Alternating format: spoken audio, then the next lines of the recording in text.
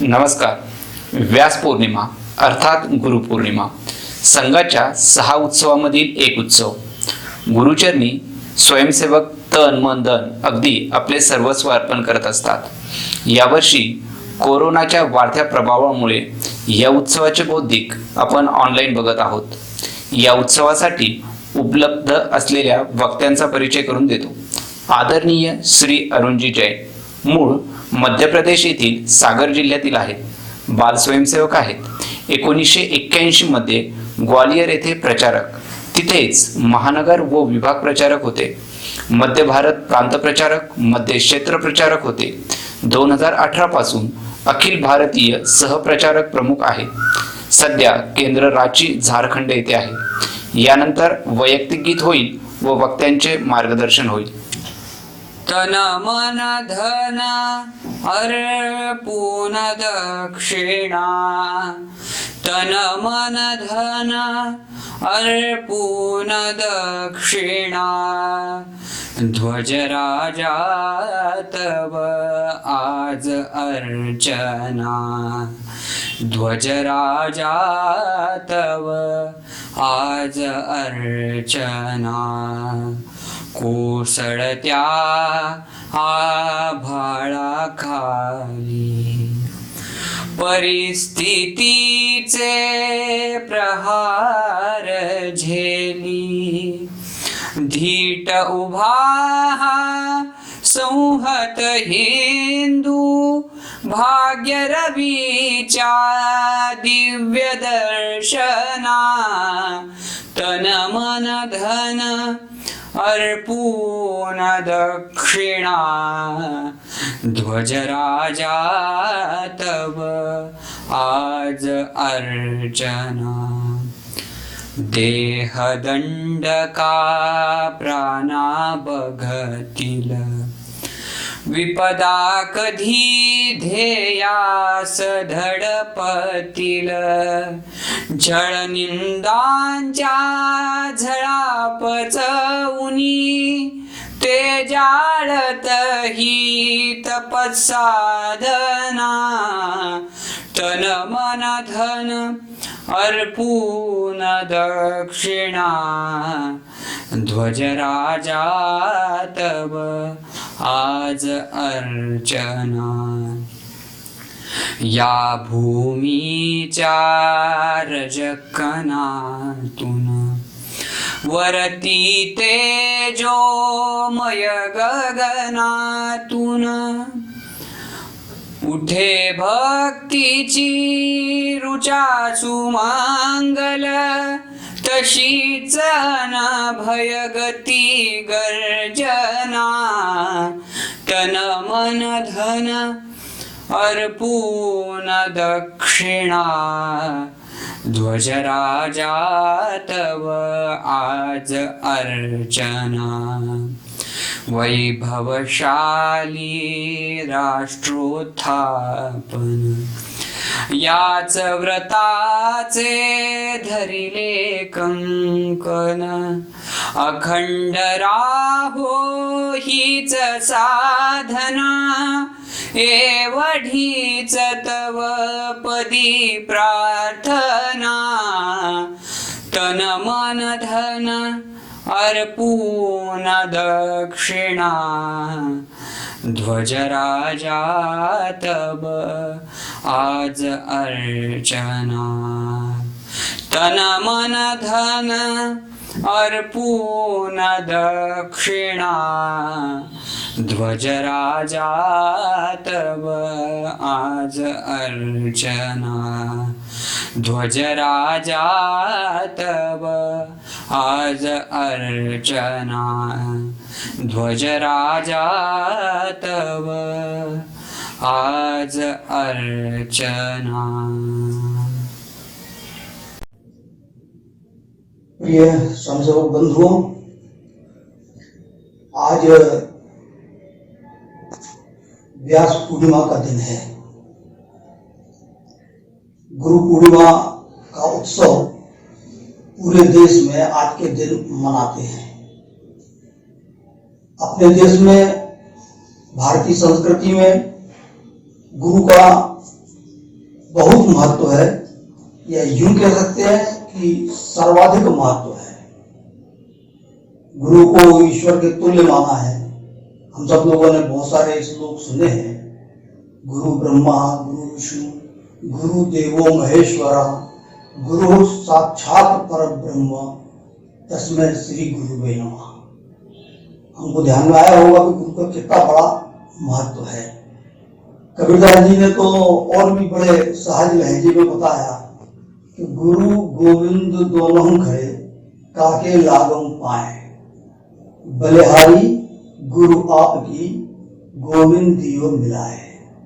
का अर्थ ये है कि गुरु और भगवान दोनों भी एक साथ यदि मिल जाए तो कबीर दुविधा में है किसके पहले पैर पड़ूं, तो उस दुविधा से बाहर आकर के वो कहते हैं कि पहले गुरु के ही चरण स्पर्श करेंगे, क्योंकि उनकी ही महती कृपा थी जिसके कारण से आज गोविंद हमको मिल गए।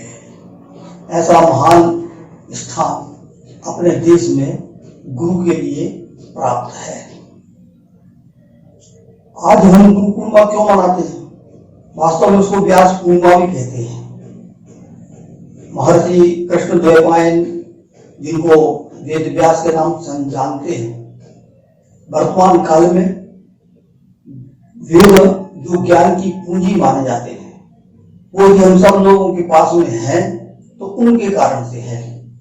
प्राचीन काल से वेद को लिपिबद्ध तो थे, वे तो श्रुति थे। श्रुत परंपरा से, मौखिक प्रक्रिया से, मौखिक याद करके एक पीढ़ी से दूसरी पीढ़ी तक हजारों हजार साल तक, और वह बिल्कुल ठीक प्रमाणित तरीके से, शुद्ध तरीके से चले आ रहे थे। भविष्य में उनको लिखित रूप में रखने की आवश्यकता ध्यान में करके, और इस युग के लिए उन्होंने व्यास जी ने और वेदों का संपादन किया। तो आज हम 4 वेद जिनको कहते हैं उनका संपादन और वेद व्यास जी ने किया। इसलिए हम सब लोगों के लिए ज्ञान के स्वरूप वेद प्राप्त हुए, इसका माध्यम व्यास जी बने, से उनके जन्मदिन को, व्यास पूर्णिमा को गुरु पूर्णिमा के रूप में सारे देश में मनाया जाता है। ऐसा अपना यह आज का पर्व है, गुरु को श्रद्धा निवेदित करने का, गुरु के प्रति समर्पण करने का, यह अपना आज का दिन है। संघ में अलग से तो कुछ भी नहीं है। जो कुछ भी है, जो अपने देश की परंपरा रही है, जो अपने समाज की परंपरा रही है, उसे ज्यों का त्यों व्यवस्थित तरीके से डॉक्टर साहब ने संघ में लागू किया है। संघ की स्थापना तो हम सबको मालूम है, 1925 में दशहरे के दिन हो गई थी। लेकिन ये भी मालूम है कि दशहरे के दिन संघ की स्थापना होने के बाद भी उस दिन उसका नामकरण नहीं हुआ था।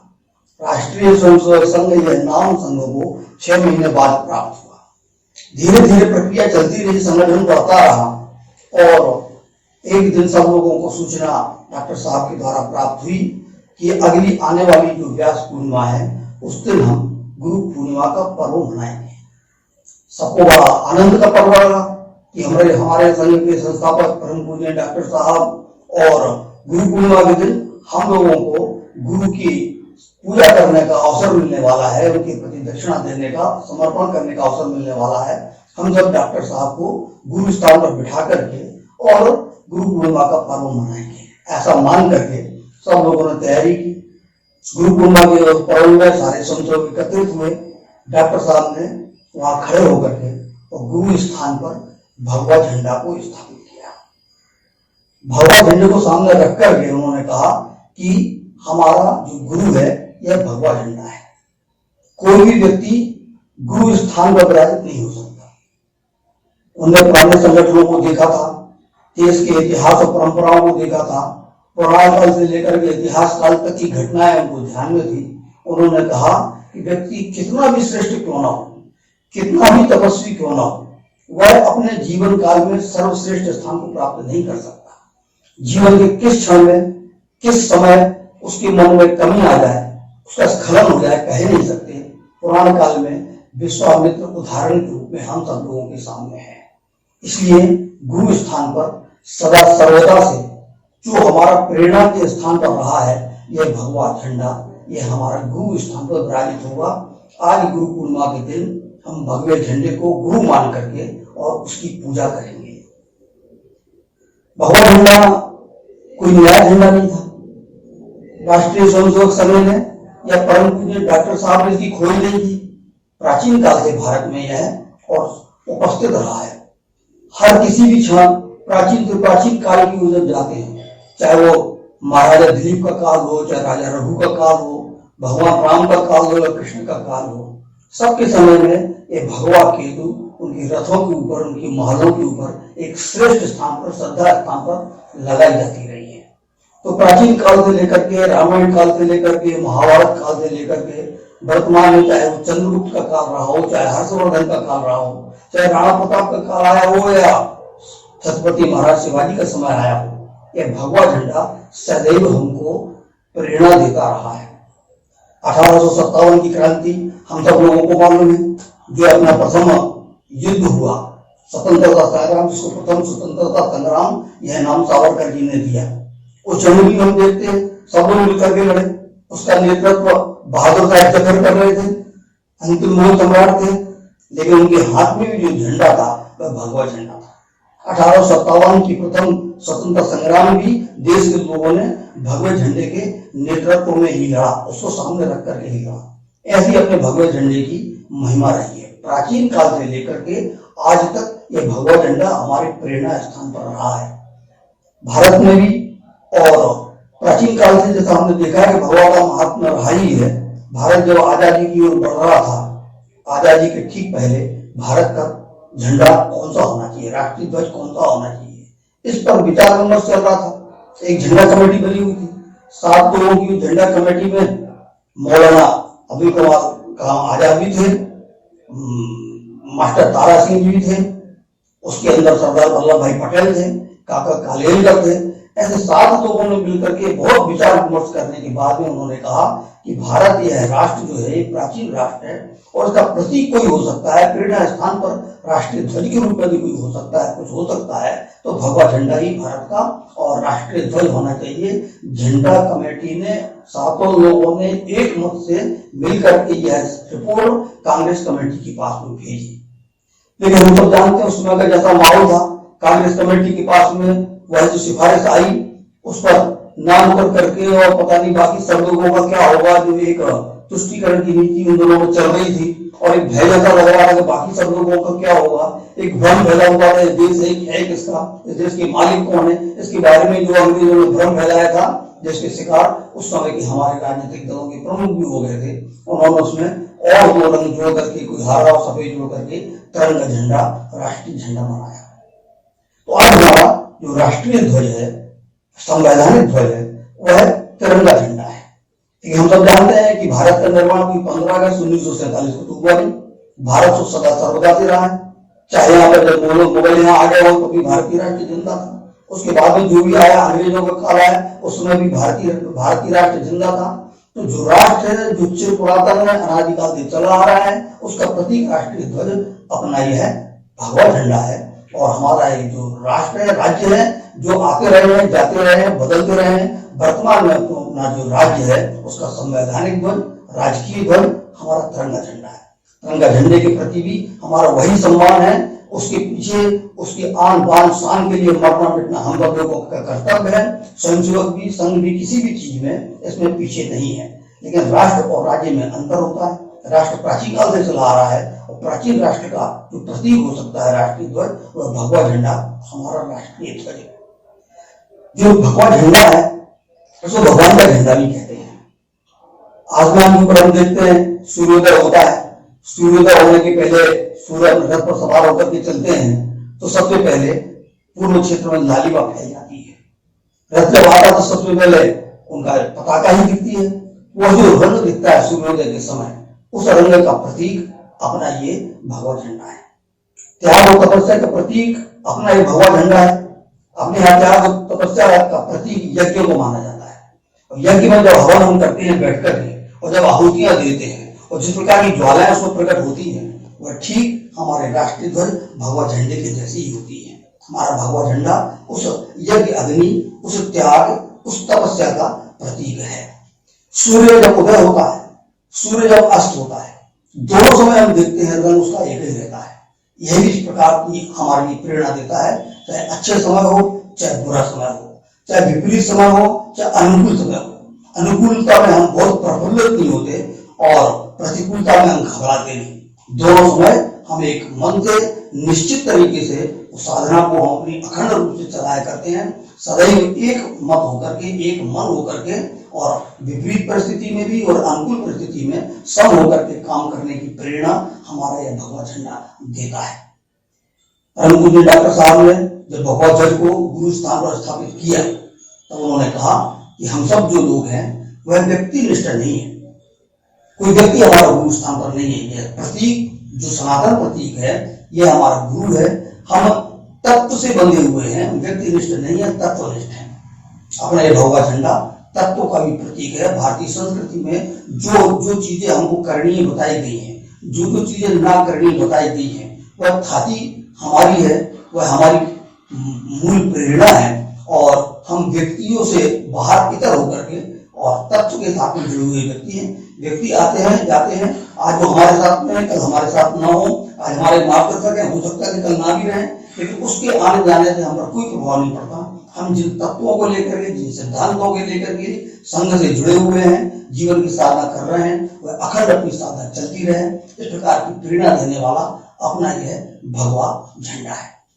तो 1928 में गुरु पूर्णिमा के दिन राष्ट्रीय स्वयंसेवक संघ ने भी गुरु स्थान पर अपने इस भगवे झंडे को स्थापित किया। तब से गुरु पूर्णिमा के दिन हम लोग भगवा झंडे का पूजन करते हैं और उसके सामने अपनी दक्षिणा समर्पित करते हैं। दक्षिणा का जो पर्व है, वास्तव में गुरु दक्षिणा के दिन हम जाते हैं, अपने गुरु के पास खड़े होते हैं। पूरे देश में भी जहां जहां विभिन्न प्रकार के सब लोग अपने गुरु बना करके रखते हैं। भारत में तो गुरु का जैसा हमने महात्मा बताया, हर व्यक्ति अपना गुरु बना करके रखता है। प्राचीन काल से परंपरा है, बिना गुरु के ईश्वर मिल नहीं सकता है। इसलिए हम सब देखते हैं, प्राचीन काल में देवताओं ने भी अपना गुरु बना के रखा था बृहस्पति जी को। उसके बाद में भगवान राम के भी गुरु थे, वशिष्ठ थे, विश्वामित्र थे।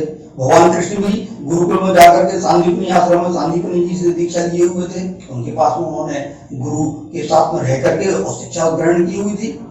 हम शिवाजी महाराज को भी जानते हैं, समर्थ रामदास जी को उन्होंने गुरु माना हुआ था। और स्वामी विवेकानंद जी को हमने अभी भी देखा, 100 साल ही हुए, उन्हें भी उनको जो प्रेरणा मिली देश और समाज के लिए काम करने की, वह रामकृष्ण परमहंस जी से मिली। तो ऐसे गुरु स्थान पर सब लोग किसी न किसी को बिठा करके रखते हैं। हमने भी अपने जो गुरु स्थान पर भगवा ध्वज को रखा हुआ है, उसके सामने हम समर्पण करते हैं। जब गुरु हमारे पास होता है तो गुरु के सामने समर्पण करना, तो गुरु पूर्णिमा के दिन आकर के एक दिन समर्पण करना, यह उसका अर्थ नहीं है। उसका अर्थ यह है कि हम इस गुरु के प्रति समर्पित हैं। गुरु ने जो हमको शिक्षा दी है, गुरु हमको जो प्रेरणा दे रहा है, गुरु जो हमारा आह्वान कर रहा है, वह हमने प्रति क्षण 365 दिन करने के लिए हम प्रतिबद्ध हैं। हमने कमर कसी है। प्रार्थना में भी हम कहते हैं तदिया है कार्य है बद्धा कटिया, अर्थात एक दिन गुरु पूर्णिमा के दिन के लिए हम कमर नहीं कसी है, सदैव के लिए 365 दिन हम कमर कस के तेरा ही कार्य करने के लिए कटिबद्ध हैं। ऐसे ही समर्पण के लिए जब हम खड़े होते हैं तो समर्पण के प्रतीक रूप में हम धन का समर्पण करते हैं। तो एक दिन आज हम गुरु पूजन के लिए करने के लिए जा रहे हैं और हमने गुरु के सामने कुछ समर्पण करना चाहिए, कुछ राशि समर्पण कर दी, ऐसा भाव नहीं है। 365 दिन कष्ट सह करके उसमें से हमने बचत करने के बाद में और अपना सर्वश्रेष्ठ गुरु के सामने समर्पित करना। धन के समर्पण को तो अपने गौण माना गया है, वास्तव में सर्वश्रेष्ठ समर्पण तो अपने समय का समर्पण माना गया है। तो समय के समर्पण की भी जैसी अपनी कल्पना है और धीरे धीरे हम संयोगों को अभ्यास हुआ है। शाखा में जाते जाते सहज रूप से वह अपना अभ्यास पक्का हो जाता है, हमारी आदत में, हमारे स्वभाव में आ जाता है कि अपने 1/10 समय जो है वो हमारा नहीं है, वह समाज का है। इसका हम अभ्यास करते हैं। प्रतिदिन 1 घंटे की शाखा से समय देने का कार्य प्रारंभ होता है। थोड़ा सा हमारे पास में दायित्व हो जाता है तो हमको 1 घंटे और ज्यादा देना पड़ता है। कुछ पहले निकलना पड़ता है, बाद में मिलते जुलते आना पड़ता है। विभिन्न प्रकार की बैठकों में हमारा आना जाना शुरू होता है, विभिन्न प्रकार के वर्गों में हमारा आना जाना शुरू होता है। ऐसा हमारे दिन के 24 घंटों में से 2-3 घंटे हमारे महीने के 30 दिन जो होते हैं उसमें से 3-4-5 दिन पूरे के पूरे, साल के 12 महीने होते हैं उसमें से 1 महीना का पूरा समय देश और समाज के लिए समर्पण करने की प्रेरणा ये भगवा झंडे से हमको प्राप्त करते रहे। ऐसा हमारा स्वभाव बन जाता है। सैकड़ों की संख्या में स्वयंसेवक हैं जो ऐसा ही करते आ रहे हैं।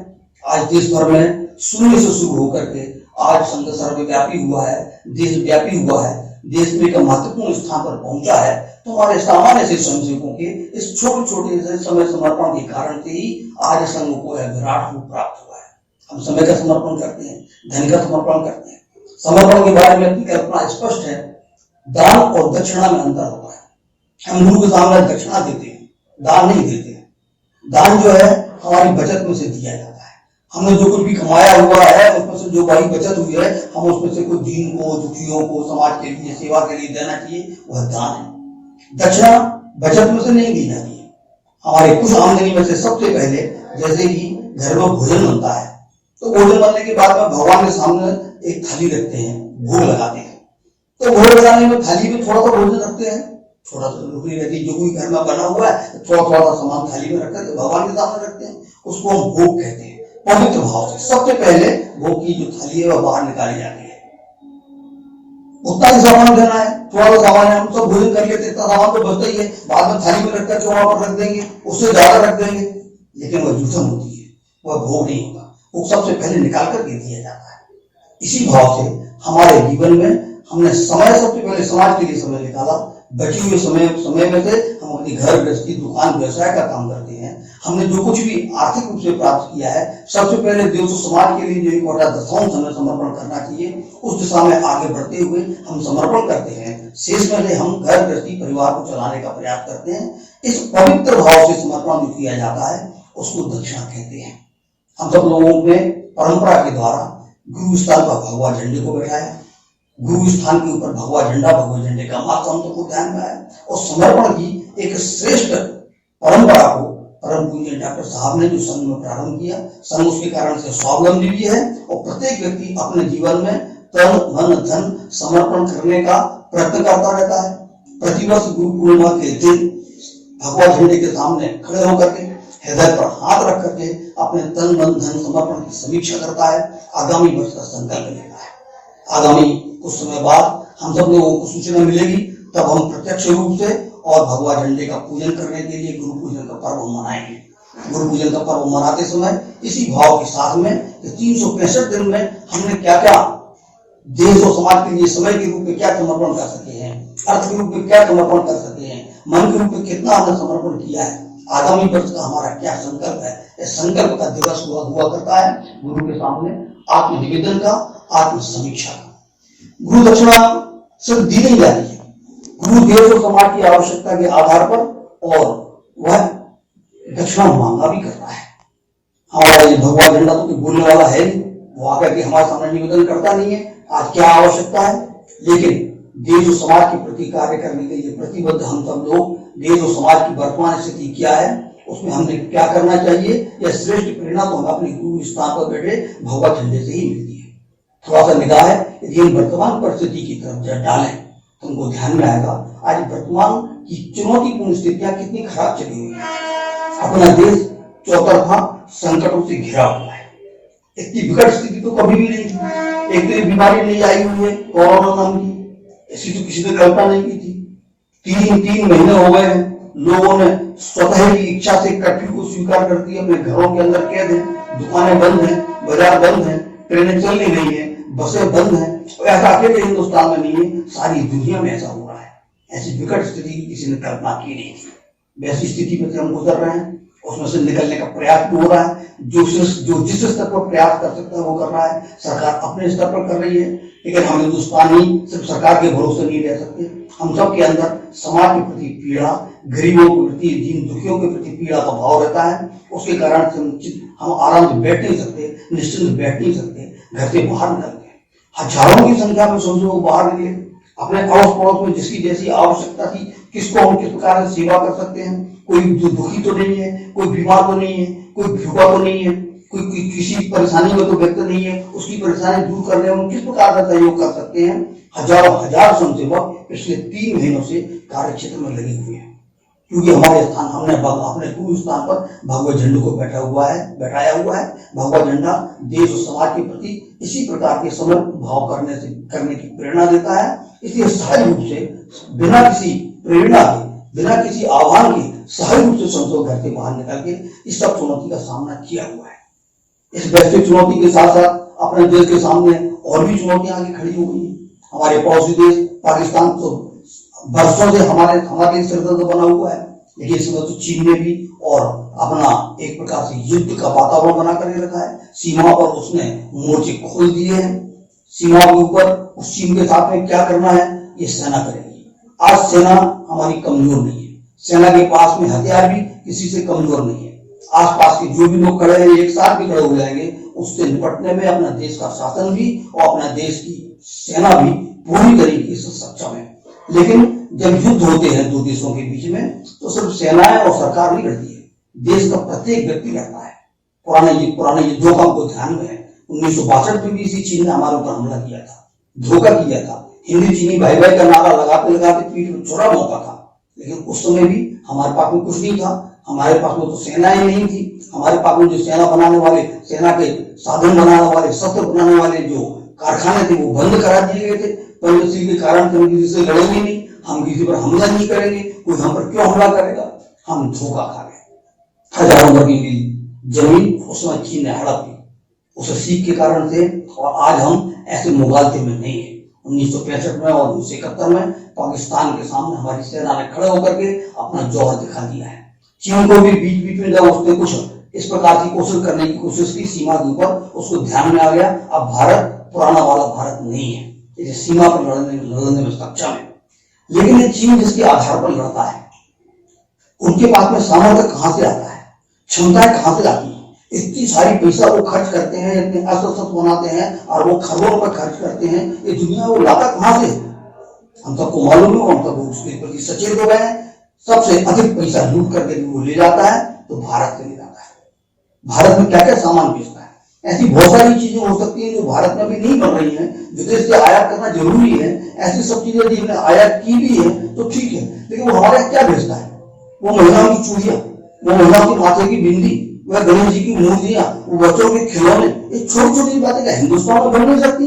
नहीं, वह एक दंभ करने के बाद में और बहुत बड़े तादाद में बना करके भारत के बाजार पर कब्जा करता है। करोड़ों अरबों रुपए वो हमसे ही लेता है।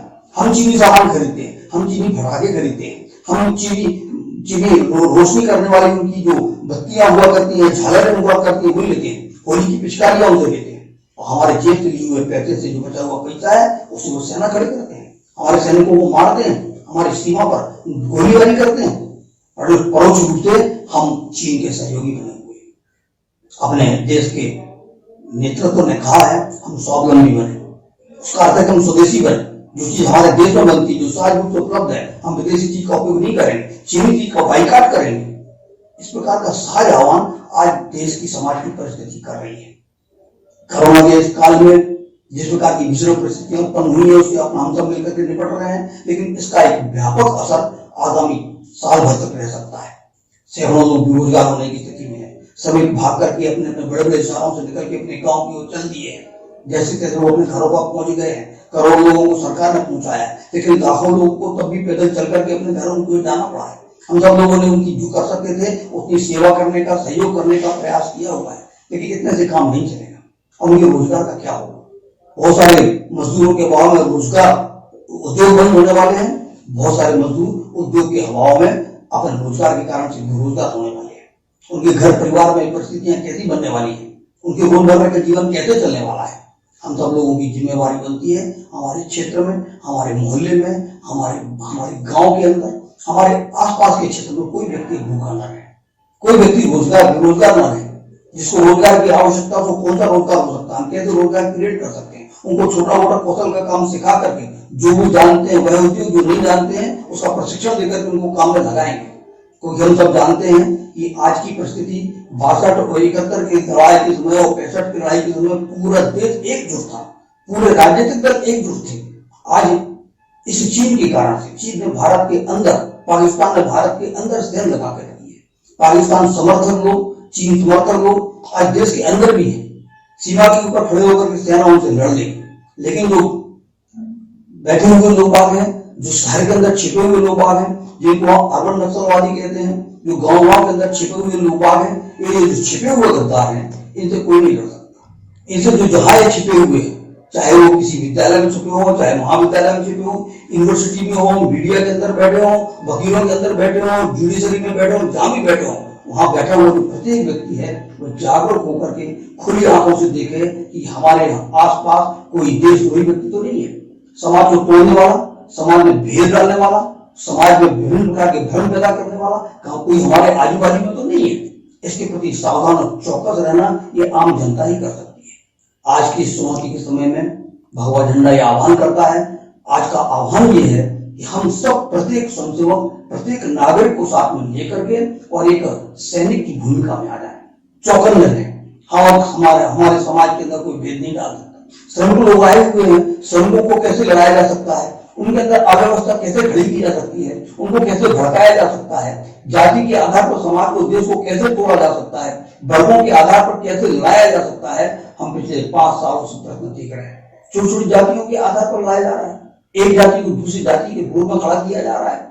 ये सब वर्ग संघर्ष खड़े करने की इनकी जो पुरानी आदत है, उस पुरानी आदत को और ये भारत के लोगों को खरीद करके, भारत के अंदर घुस करके यह सब मंसूबे पाल करके वो काम कर रहे हैं।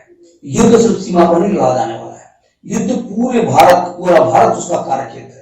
गांव के अंदर वो फैले हुए जो लोग बाग हैं, जो भ्रम फैलाने के लिए तैयार हैं, भ्रम फैलाने की कोशिश करते हैं, अलग अलग उनके एजेंट बैठे हुए हैं, इन सबके प्रति सतर्क रह करके और इस प्रकार की किसी भी प्रकार की कोई बात होती है उसको उसी स्थान पर, उसी मोहल्ले में, अपने कार्यक्षेत्र के अंदर दबाने की भूमिका हम सब लोगों को जागरूक नागरिक के नाते करना यह आज की आवश्यकता है।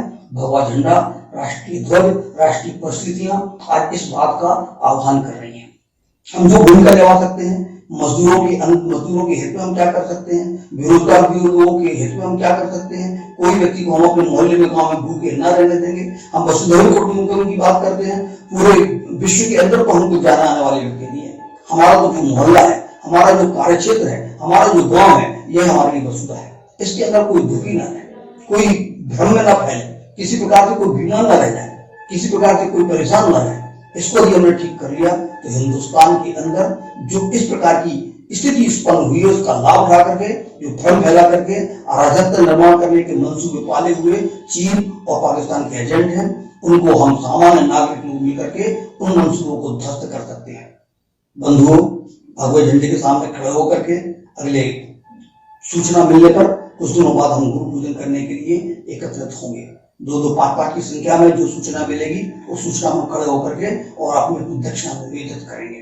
दक्षिणा करते समय हृदय पर हाथ रख करके भगवे झंडे के सामने खड़े होकर के देश और समाज की वर्तमान परिस्थिति को हमारे ध्यान में रख करके मैं उस चुनौती में मेरी अपनी भूमिका क्या हो सकती है, मेरे परिवार की भूमिका क्या हो सकती है, स्वदेशी, समरसता, स्वावलंबन, इसमें हमारी भूमिका किस प्रकार से हो सकती है, मेरे परिवार की, मेरे मोहल्ले की, मेरे गांव की, उस भूमिका को निर्धारित करें। और यह जो अंतिम संघर्ष का चल रहा है, सारी दुनिया को ध्यान में आया है कि चाहे कोरोना में से बीमारी हो, उससे निपटने के लिए जो कुछ करना पड़ रहा है, भारतीय संस्कृति में, भारतीय परंपरा में क्या खाना, क्या नहीं खाना, कितने शुद्ध भाव से रहना, पवित्र भाव से रहना, ये तो हमारे यहाँ पहले से सिखाया जाता था, हम इसको भूले हुए। आज सारी दुनिया उस भारतीय परंपरा को, भारतीय कुटुंब व्यवस्था को, भारतीय भोजन व्यवस्था को, भारतीय योग व्यवस्था को स्वीकार कर रही है। विश्व गुरु हम बनने के लिए जा रहे हैं, अंतिम चरण पर पहुंच गए हैं। पूरे हिंदुस्तान का हिंदू एकजुट हुआ है, संघ की इसमें बहुत बड़ी भूमिका रही है। और इस अंतिम चरण में जब विश्व गुरु स्थान पर हम पहुंचने की स्थिति में, भारत सर्वश्रेष्ठ स्थान पर पहुंचने की स्थिति में, लेकिन इसके लिए जो भी कीमत चुकाने की आवश्यकता है वह कीमत चुकाने की तो हमको पूरी कीमत चुकानी ही होगी। बिना कीमत चुकाए तो कुछ भी चीज मिलती नहीं है। 10-25 रुपए की सब्जी भी लेने जाना है तो 10-20 रुपए देना पड़ते हैं। हम इस देश को परम विभव के स्थान पर पहुंचाने का संकल्प लिए हुए हैं। उसकी जो भी कीमत चुकानी है वह अंतिम कीमत चुकाने के लिए हम कटिबद्ध रहें और इस बार भगवे झंडे के सामने खड़े होकर के वैसा संकल्प लेकर के, और वसुधा है कुटुंब हमारा, अर्थात मोहल्ला है कुटुंब हमारा, गांव है कुटुंब हमारा, इसमें सुख शांति प्रदान करने के लिए जो जो आवश्यकता है वह करने का हम संकल्प लें। यह आज की आवश्यकता है। ऐसा संकल्प लेकर के हम इस बार गुरु पूजन में खड़े हों, ऐसा आप सबसे निवेदन है। निश्चित रूप से हम अपनी आंखों के सामने इस देश को एक महत्वपूर्ण स्थान पर पहुंचाने की स्थिति में पहुंच रहे हैं। परम पूज्य डॉक्टर साहब तो अपनी आंखों के सामने इस देश को सर्वोच्च स्थान पर शायद बैठे हुए न देख सके, लेकिन हम उनके वंशज आज शायद परम पूज्य डॉक्टर साहब हमारी आंखों से इस देश को, भारत को एक गौरवपूर्ण स्थान पर देखेंगे। हम अपनी उसमें भूमिका निभाने का संकल्प लें, यह आप सबसे निवेदन है। नमस्कार।